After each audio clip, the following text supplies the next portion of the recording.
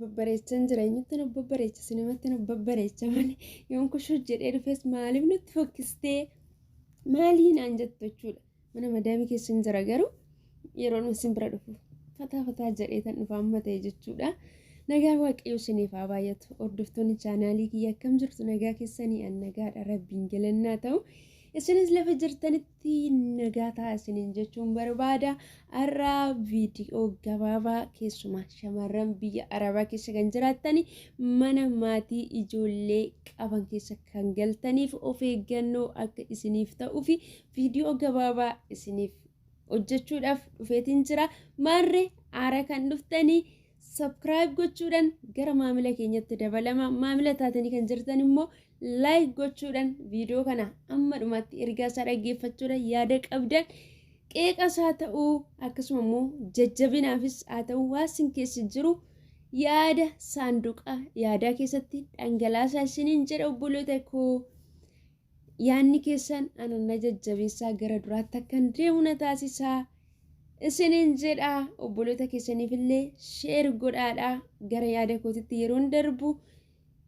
Micayyoo tokkotu ture jechuudha. Micayyoo akkuma keenya kana hojjettuu mana namaa kan taate biyya Arabaa keessatti ishiin garuu mana ijoollee galti jechuudha yookaan immoo mana maatii ijoollee qabanii ijoollee eegdii ijoollee kunuunsiti jechuudha. Gaafa kana hojjettuu kana maatiin ishii bira hin oolan jechuudha. Hojiidha kan isaan deeman hojjettuu isaanitti dhiisanii haa ta'uyyuu malee maatiin kun jechuudha hojjettuu kana ijoollee isaanii biratti yoo gatanii deemaniyyuu ijoollee isaanii irratti Araboonni amma akka isaanii ciccimoo ta'an akka isaanii xanqaarraa yookaas immoo jabeenya qaban jechuudha. Ijoollee isaanii irratti qoosaa hin beekanii kaameraa dhoksanii mana kaa'anii bilbila isaanii irratti hidhanii deeman jechuudha. Waa'ee kaameraa kana hundi keessaniyyuu beekuu dandeessu garuu tarii jechuudha. Namoonni kaameraan hin jiru jettanii of gattanii jirtan isin yaadachiisuuf akkasumallee haartanii akka isin ijoollee namaa irratti harka keessan ol hin kaafneef jechuudha. Viidiyoo kana waraabuu fi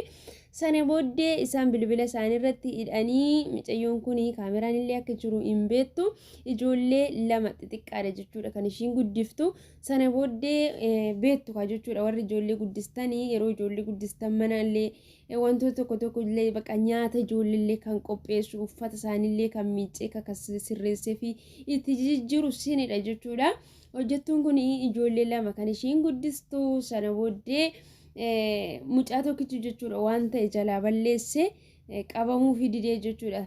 Jalaa waan ta'e yeroo balleessu isa tokkicha gallakkisteeti. Isa inni balleesse sana yeroo ishii sirreessitee dhuftu inni sunis waan biraatti darbee waan biraa baballeesse jechuudha jalaa.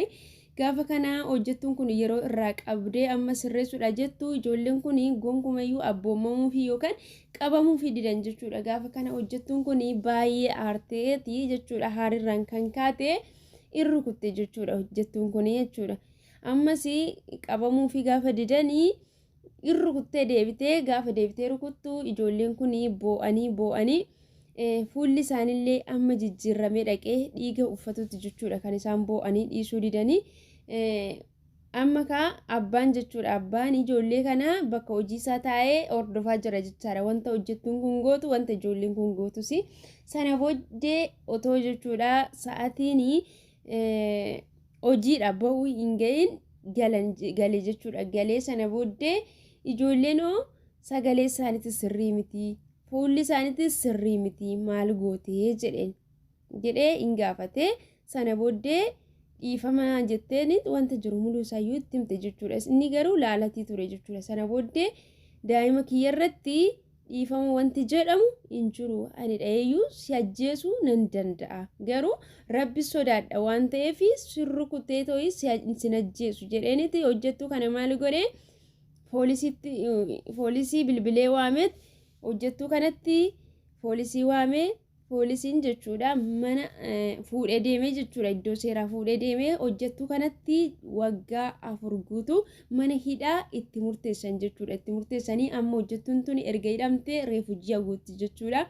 Kanaaf obboleeta koo wanti nani jechuu barbaade biyya Arabaa kana keessatti obsi baay'ee barbaachisaadha jechuudha. Ijoollee eeguu dhiisatoo ijoolleen baay'ee abdii nama kutachiifti jechaadha. Keessumaa ijoolleen biyya Arabaa baay'ee tokko jechuudha sammuu nama nyaatu jechuudha. Kanaaf obsi baay'ee barbaachisaadha waan ta'eef yoo isinitti cimee kan isin dadhabsiisu yoo ta'e jechuudha namoonni keessuma mana ijoollee kan hojjettan jechuudha jijjiirradhaa jechuudha hin hojjennu jedhaaniiti gara biirootti deebi'aa yookiin immoo gara biyyaa isin galchu malee akkanuma jettanii jechuudha. Ijoollee arabaa irratti harka keessan oli fudhatina hangam yoo aartanillee jechuudha. Isaanii qoosaa ijoollee isaanii hin beekan jechuudha. Namoota meeqa jechuudha kan ijoollee isaanii irratti rukutanii to'ii kan isaan namallee ajjeesanii baay'ee isaan immoo mana hidhaa keessa nama galchuu. Ijoollee isaanii harka keessanitti ol qabdanii rukutuu miti. Ijoollee isaanii otuma hati eegdus jala miliqxee waan ta'e kufte ta'ee taananii isaan jechuudha ijoollee isaanii irratti lubbuu kee baasu. Ijoollee isaanii caala eenyumayyuu hin jaalatan jechuudha. Egaa obboloota koo bara kana keessatti jechuudha keessumaa shamarran biyya arabaa jirtu baay'ee jechuudha dhukkubsattoota jechuudha laphee isaaniitiin illee kan congaarraa dhukkubsatu kaan saambaa dhukkubsatu kana kan isaanitti fide maalidha tokko dhukkuba kana kan itti fide qorra jechuudha tokko haduudha jechuudha lammataan aariidha jechuudha. Maaliif ijoollee isaanii nama aarsuu dubartoonni isaanii baay'ee jechuudha hobsa namaaf hin kennanii hin wacuu nama aarsuu jechuudha. Kanaaf amma ta'e jechuudha waan biyyaa baataniif kaayyoo keessan sana yaadadhaati. Gurra tokko yoo dhageessan gurra tokko gadi naqa bakka sammuu keessan amansiisatoo har'a yoon bakka kana jiraadheeyyuu boru bakka kana bahuu hin danda'a. Maaliif hojii dhafan dhufe jarri kunis immoo omaanaaf hin ta'an biddeentu na fide malee isaanis birri isaaniitiif na hojjisiisu anis immoo jireenya koo jijjiiruu fana hojjechaa jira waan ta'eef harri boru miti waan ta'eef bahuu hin danda'a jijjiiramuu hin danda'a. Bakka jettanii sammuu keessan amansiiftanii obsa horachuu inni lammataan immoo waaqayyoon jechuudha jireenya keessan keessatti ba'aaf gala keessan taa'uu keessan haala hunduma keessatti yeroo riba keessan irraa kaata yeroo raftan keessatti waaqayyoon kadhadhaa jechuudha. Maaliif waaqayyo jechuudha mana keessuma jechuudha mana hin taane warra galtanii laphee isaaniillee jechuudha waaqayyo keessaa rukutee akka faara sirriitti tolanii isiniif gochuu danda'a jechuudha. Kanaaf ijoollota isiniin abboomamnellee seexanillee karaa isaaniitiin dhufee waasin qoruu fi akkuma jechuudha amantii keessanitti gara huumaa keessanitti kan kiristaana taatan gara amantaa keessanitti ጸሎtii godhaa akkasuma immoo kan musliima taatan immoo akkuma amantaa keessanitti du'aa godhadhaa isiniin jedha. Kanaaf jireenya keessan hundumayyuu rabbiitti dabarsaa kennaadha.